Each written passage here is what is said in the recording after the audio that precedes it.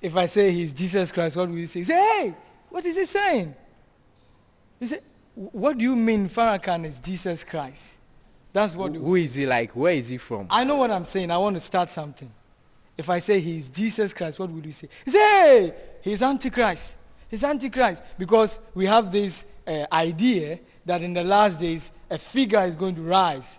And that figure is Antichrist. Have you heard that? Yeah, sure. That Antichrist is coming. Who is Antichrist? Antichrist is the one who brought you Christ in his image and misusing Christ. So I ask the question, who is he? I will answer your question. So if I say Farrakhan is Jesus Christ, somebody will be watching and say, hey, this guy. But listen, please don't get angry. Listen. We have been programmed, I repeat, to immediately reject new information. Because we've been put in a circle of knowledge. We are in a circle. So when you get information that is new, you don't want to listen. You quickly dismiss it. But I want you to open that circle and accept this new information so that you'll be free. Who is Minister Farrakhan? Farrakhan is the leader of the Nation of Islam in America. The Nation of Islam in America started like a movement in 1930. So is he an American? Well, he's an African American. That is how he will be regarded. But he's more than just an African American. He's more than just a leader of a small nation in America. He is a divine warner to the entire nations. So, what is so peculiar about him? Well, Minister Farrakhan is a divine messenger of God. He is the national representative of the most honorable Elijah Muhammad. Do you know Elijah Muhammad? No. Yeah. Elijah Muhammad is the eternal leader of the Nation of Islam. The Nation of Islam is in America. Is it a nation or a religion or a movement? It is all.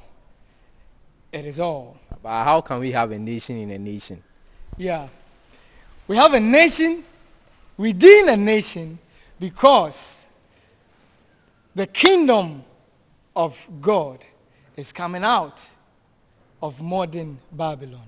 That is why we have a nation within a nation. So America, that you see, is pregnant. And that nation in the womb of America is a nation of righteous men and women who are black people, who are descendants of slaves, who are the victims of the transatlantic Some slavery. people will ask, and some people will say, is the Nation of Islam against white people? They are not against white people. And if somebody says the nation is against white people, he may be true.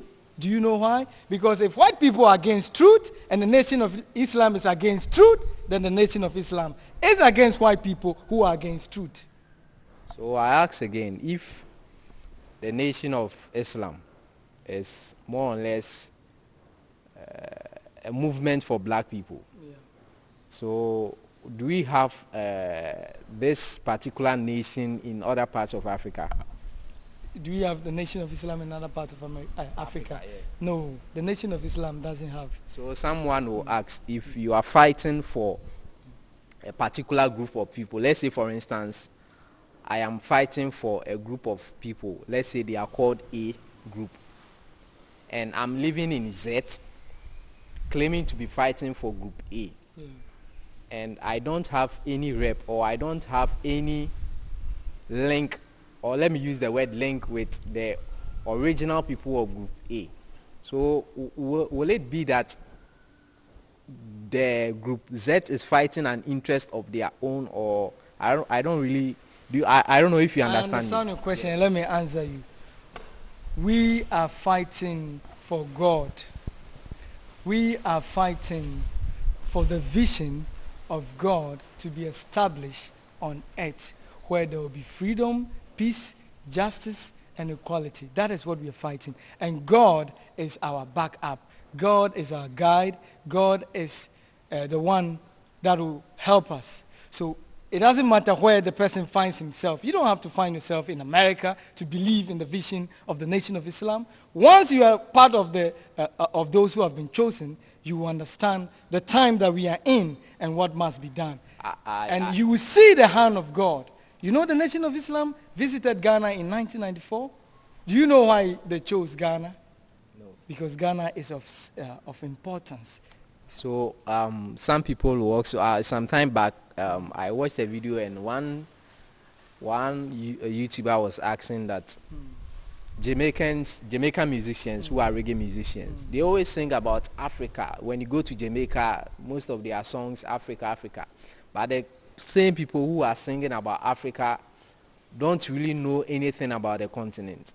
They've not visited the continent. They don't know anything about the continent, but they claim to be running a movement for that particular continent.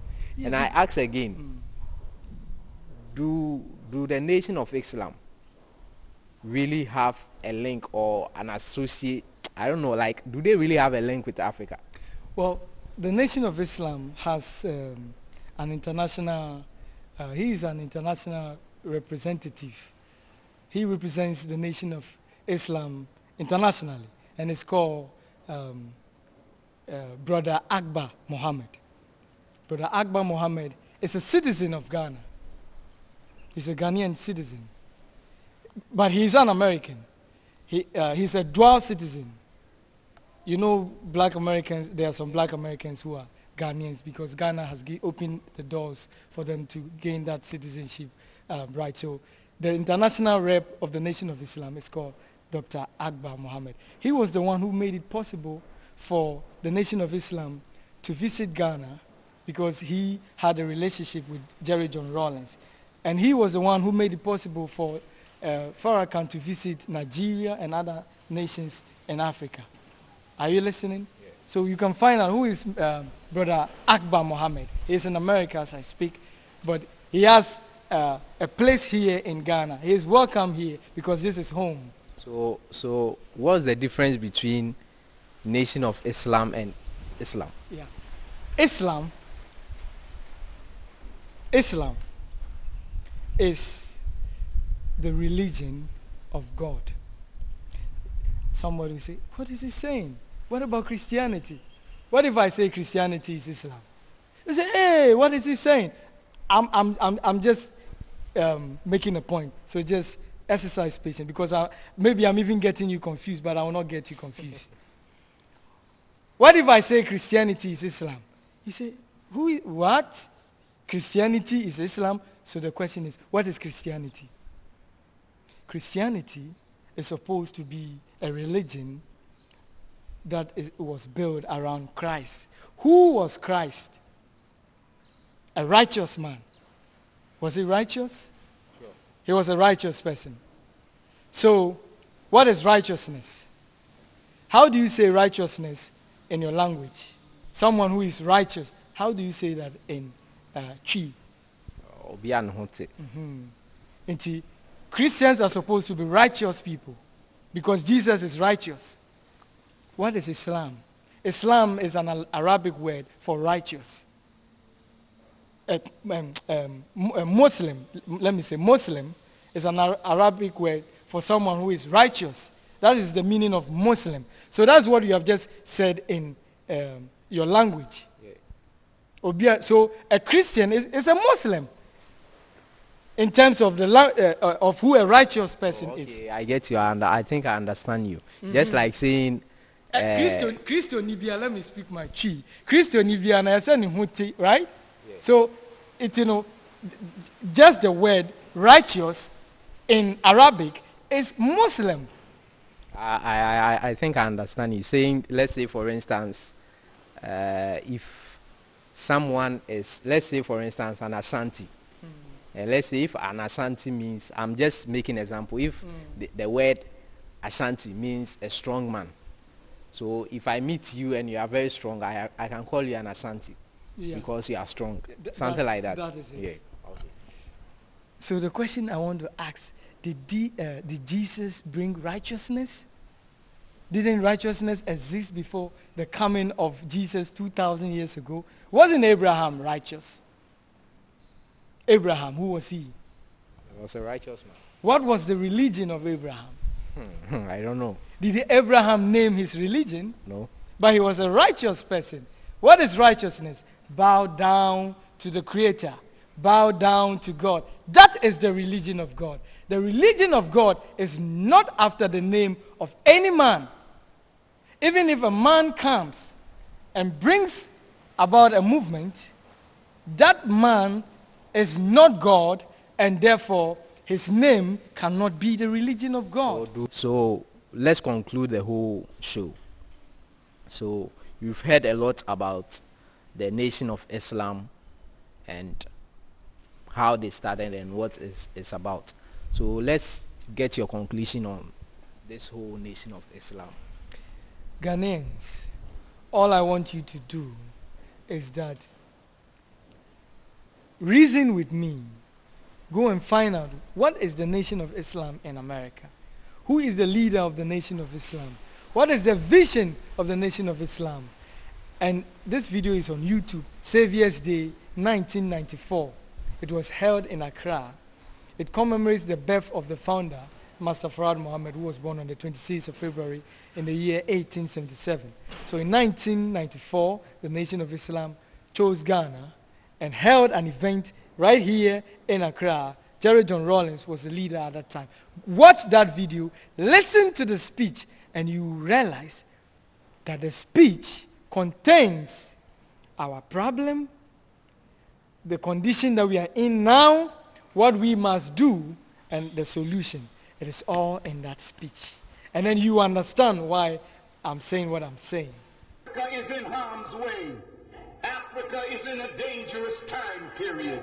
Black people all over the world are in need of saving. Tell me that Africa does not need saving. Tell me that Ghana does not need saving. Tell me that we in the diaspora do not need saving. European knowledge will never save you. All of the knowledge that you have, all that you have from Oxford, all that you have from Cambridge, all that you have from Sorbonne, from Harvard, from Yale, it will never save Africa because Europeans have never educated African people to come back home and be of value to their own people. They have educated you and trained you to come back and open Africa up to the exploitation of the exploiters. We did not come to exploit.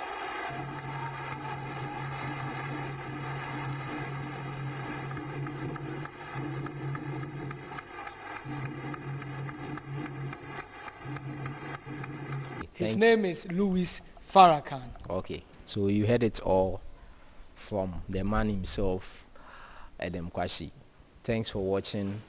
Before we go, don't forget to subscribe to this channel. Hit the notification bell to be the first to get every video that we post. So we'll meet next time. It's caught in the crossfire. It's caught in the crossfire.